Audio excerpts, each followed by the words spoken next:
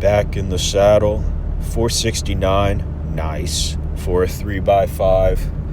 I notice on this footage as I'm doing my reset for my brace between reps, it appears that there is a bald spot growing out from my cowlick, and that'll be interesting to see how that develops. I'm sure it will correlate with an increase in strength. I always do a full reset between reps on deadlift because whenever you're maxing out on deadlift, you don't get the eccentric like you do with squat or bench. You are just pulling it off the floor. It's just dead weight. So if I'm doing touch and go reps, it's significantly easier to do rep work. And it doesn't carry over as well for my 1 rep max strength. So I always try to set up for each rep like I am making it my first rep, and that lets some of the stretch reflex dissipate. It lets me get a full breath and establish a firm brace.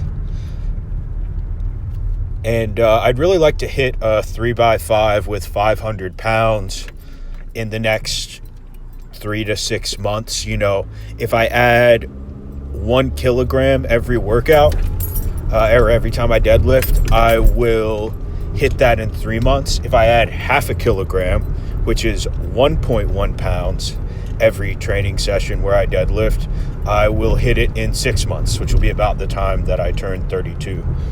So that'll be cool.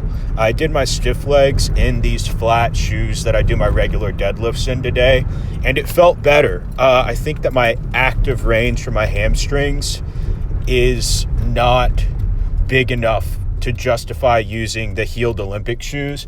I get a crazy stretch, but I was watching the footage of me doing stiff legs from my last session, and it seems like I am losing extension in my lower back to try and get the plates to touch the floor. So that last little half inch or whatever, it's no longer stretch.